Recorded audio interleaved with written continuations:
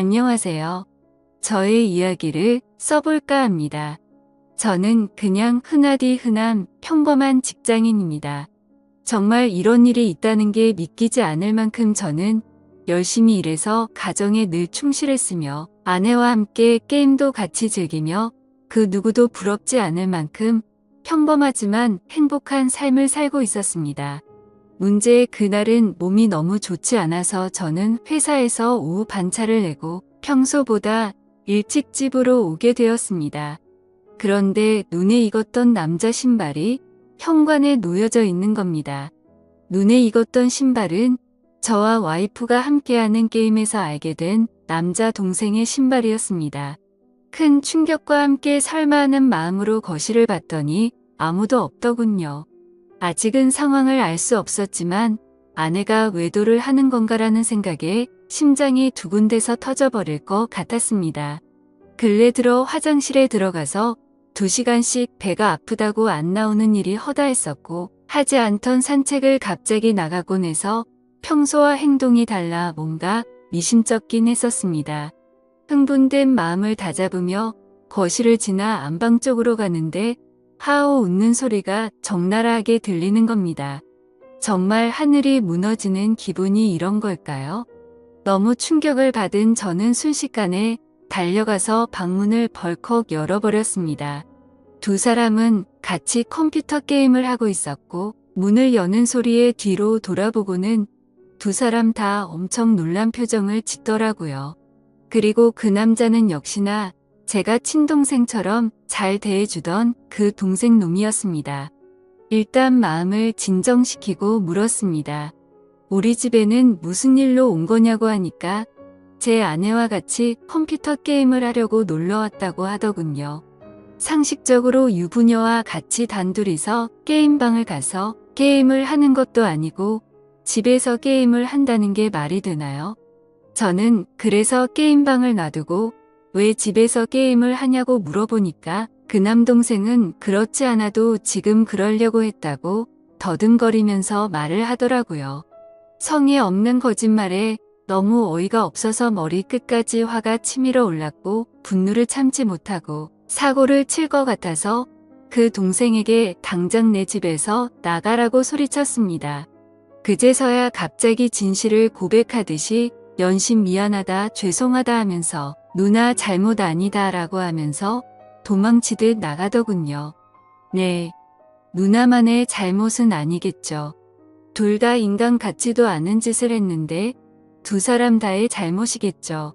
아내와 저는 조용히 한참 동안 아무 말 없이 있었고 제가 먼저 아내에게 말했습니다. 어린애도 속지 않을 거짓말하지 말고 솔직히 말하라고요.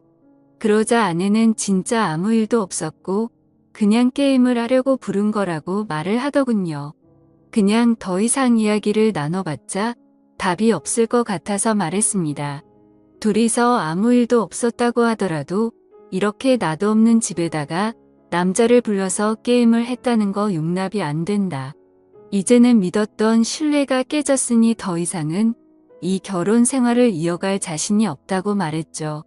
그리고 나서 일단 여행용 캐리어를 꺼내서 아내의 옷들을 집어넣었고 그제서야 아내는 그냥 별 생각 없이 부른 거라며 미안하다고 무릎을 꿇고 손을 싹싹 빌며 미안하다고 했습니다. 그런데 어떻게 이게 용서가 될까요? 아무 일도 없었다고 하지만 유부녀가 남자를 집에까지 불렀다는 것 자체만으로도 제가 모르는 사이 무슨 일들이 벌어졌을지 알 수도 없는 거고 상상조차 하기가 싫었습니다. 심지어 연애 때부터 절대 이럴 여자가 아니라고 믿고 살아왔기에 충격은 훨씬 더 컸었고 정말 지옥이 있다면 딱 이 심정이겠구나 싶더라고요. 아무튼 아내는 계속해서 미안하다고 같은 말만 반복하면서 버티고 있었고 결국 저는 장인 어른에게 연락을 해 지금 있었던 일 그대로를 말했더니 아무 말씀도 없이 전화를 끊더군요. 저는 그 길로 주차장으로 내려가 차에 타자마자 정말 난생 처음으로 정신을 놓고 펑펑 울어버렸습니다. 그렇게 몇 시간이 지나 장인어른이 집으로 오라고 해서 올라갔더니 술을 드시고 계시더군요. 근데 식탁 앞에 앉자마자 장인어른은 갑자기 삿대질을 하면서 가정도 지키지 못하는 게 네가 그러고도 가장이냐 한심하다 한심해 이러는 겁니다. 정말 충격에 충격을 받았더니 눈알이 뒤집어지더군요. 너무 화가 나서 앞에 있던 유리 물컵을 아래로 내리쳤고 유리 파편에 긁혀서 제 손에서는 피가 흘렀지만 너무 화가 나서 아픔도 느낄 수가 없더군요. 그 모습을 본 장인은 집으로 가시면서까지 고래고래 소리치고 현관문을 발로 차더군요. 정말 어떻게 인간이 이럴 수가 있을까요? 모두가 다 나가고 저 혼자서만 그 집에서 남아서 술을 마셨습니다. 정말 몸이 좋지 않아서 조퇴를 해서 몸 상태가 말도 아니었는데 몸도 마음도 엉망진창인 상태로 웃었다 울었다를 반복하다가 잠이 들었네요. 다음날 저는 아내와 얼굴을 보고서 마무리를 지어야 할 것 같아서 무작정 차를 몰고 아내의 친정댁으로 갔습니다. 근데 아내는 대뜸 한다는 말이 어떻게 매번 오빠만 생각해? 그냥 집에서 게임 좀 한 거 같고 왜 그러냐며 나 좀 내버려둬 라고 하더군요. 정말 낯짝이 두꺼워도 본인이 그따위 짓을 해놓고 어떻게 저런 말을 할 수 있을까요? 정말 마음 다잡고 갔음에도 눈알이 또 뒤집히더군요. 정말 제 아내는 저를 호구로 생각했던 거구나 깨달았습니다. 그래서 저는 물불가릴 거 없이 다음날 곧장 이혼하려고 법원으로 간다고 두 사람에게 통보를 했고 그러니 그 동생이었던 놈이 카톡으로 미안하다 어쩐다 하면서 답장이 오더라고요. 그래서 두 사람 언제부터 만난 거냐고 하니까 얼마 안 됐다면서 미안하다고만 하더군요. 그래서 그냥 미안할 필요 없고 앞으로 네가 책임지고 살라고 하니까 누나를 지금 제가 어떻게 책임지냐. 자신은 사라지는 게 맞다며 호기심에 만난 거다 이런 헛소리를 하더군요. 의심이 확신으로 바뀌는 순간이었습니다. 두 사람은 제 예상대로 만나왔던 게 맞았고 증거도 확보가 되었죠. 그래서 그걸 아내에게 보내줬더니 그제서야 문자로 제 얼굴 볼 자신 없다며 상처 줘서 미안하다고 하네요. 저는 혼자서 그 지옥 같은 아파트에 있는데 말이죠. 아무튼 아내에게 이혼 서류 접수할 거니까 그렇게 알라고 했더니 호감을 가고 만났던 건 맞지만 끝까지 아무 일도 없었다고 우기더라고요. 네, 어차피 상관없습니다. 휴대폰 녹음으로 전부 녹음도 해둔 상태이고요. 웬만한 증거는 다 수집해뒀습니다. 카톡, 문자 내용, 입차 내역 등등 말이죠. 근데 증거 수집을 하다 보니 아내가 이 상간남 차를 아파트에 차량 등록도 해놨고 집카드 키도 준 것 같더군요. 세부 입차 내역을 보니 3달간 60번은 넘게 오고 갔더군요. 정말 알면 알수록 더 미쳐버리겠더군요.